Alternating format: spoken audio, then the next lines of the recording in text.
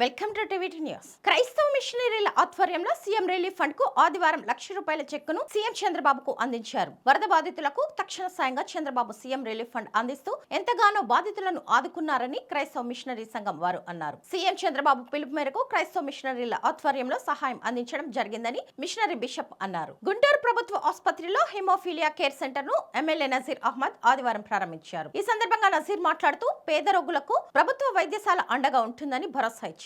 రాష్ట్ర వ్యాప్తంగా ఉన్న 1,100 మంది వ్యాధిగ్రస్తులకు సంపూర్ణ వైద్యాన్ని అందిస్తామని చెప్పారు. సెంటర్ ప్రారంభించిన నేపథ్యంలో ఓ పేషెంట్ కి వైద్యం అందించడానికి జీజీహెచ్ వైద్యులు సిద్ధమయ్యారు. మంత్రి నాదెళ్ల మనోహర్ ఆదివారం తెనాలి రామలింగేశ్వరరావుపేటలో జనసేన నాయకులు హరిదాసు గౌరీశంకర్ స్వగృహంలో 8, 9, 10, 11, 12, 13 వార్డుల్లోని ముఖ్య నాయకులు కార్యకర్తలతో సమావేశం నిర్వహించారు. అనంతరం వార్డులలో తిరిగి ప్రజల వద్ద నుంచి అడిగి సమస్యలను తెలుసుకుని వారి సమస్య తీర్చే విధంగా కృషి చేస్తానని ఈ మేరకు మంత్రి హామీ ఇచ్చారు. గుంటూరు కృష్ణా జిల్లాల పట్టభద్రులు ఎమ్మెల్సీ ఎన్నికలు త్వరలో జరగనున్నాయి. అక్టోబర్ 1 నుంచి ఓటర్ల నమోదు ప్రక్రియ ప్రారంభం కానుంది. ఇందులో భాగంగా గుంటూరు తూర్పు వైసీపీ కార్యాలయంలో ఓటర్ నమోదు చేపడుతున్నట్లు నియోజకవర్గ ఇన్ఛార్జ్ నూరి ఫాతిమా తెలిపారు. మంగళదాస్ నగర్ లోని మాజీ ఎమ్మెల్యే ముస్తఫా కార్యాలయంలో నమోదు కార్యక్రమాన్ని నిర్వహిస్తున్నట్లు చెప్పారు. ఈ అవకాశాన్ని అందరూ సద్వినియోగం చేసుకోవాలని అన్నారు. ఏటీ అగ్రహారం ఇందిరానగర్ రోడ్ లో నిత్యం ప్రమాదాలు సంభవిస్తున్నాయని స్థానికులు వాపోతున్నారు. చిట్టుగుంట వద్ద నుంచి ఏటీ అగ్రహారం వరకు ప్రధాన రహదారి అభివృద్ధి పనులు జరుగుతున్న నేపథ్యంలో కార్లు, ద్విచక్ర వాహనాలు ఒకటో లైన్లోని ఇందిరాగాంధీ రహదారి మార్గంలో ప్రయాణం చేస్తున్నాయన్నారు.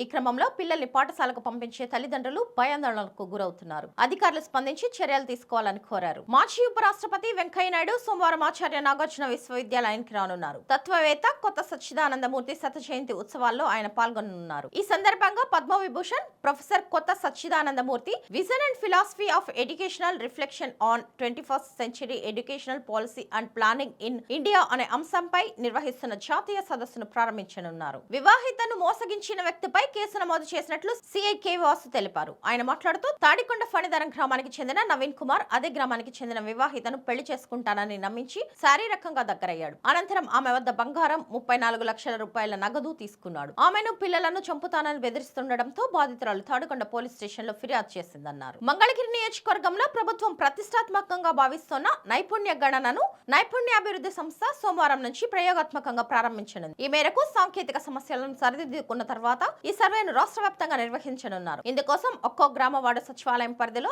6 ఉద్యోగులు పనిచేస్తారు. వారు ఇంటింటికి వెళ్లి 25 రకాల ప్రశ్నల ద్వారా వివరాలు సేకరించి ట్యాబ్ లో నమోదు చేస్తారు. ప్రభుత్వ పాఠశాలల్లో 8వ తరగతి చదువుతున్న విద్యార్థులకు కేంద్ర ప్రభుత్వ జాతీయ ప్రతిభ ఉపకార వేతనం NMMS పరీక్ష దరఖాస్తుకు తుది గడువు అక్టోబర్ 3వ తేదీతో ముగియనుందని జిల్లా విద్యాశాఖ అధికారి పి శైలజ తెలిపారు. నమోదు చేసుకున్న విద్యార్థుల printed nomination roll, original SBI collector రసీదును DEO కార్యాలయంలో సమర్పించాలని సూచించారు. గుంటూరు నగరంలోని రౌడీ షీటర్లకు ఆదివారం పోలీస్ కార్యాలయంలో ఎస్పీ సతీష్ కుమార్ కౌన్సిలింగ్ నిర్వహించారు. ఈ సందర్భంగా ఎస్పీ మాట్లాడుతూ రౌడీ షీటర్లు చట్ట వ్యతిరేక కార్యకలాపాలకు పాల్పడితే కఠిన చర్యలు తీసుకుంటామని స్పష్టం చేశారు. ఇప్పటి నుంచి పద్ధతి మార్చుకొని మంచి మార్గంలో కుటుంబ సభ్యులతో కలిసి ఆనందంగా జీవించాలని సూచించారు. రౌడీ షీటర్లపై నిరంతరం నిఘా కొనసాగుతుందని చెప్పారు. Stay tuned to TV news.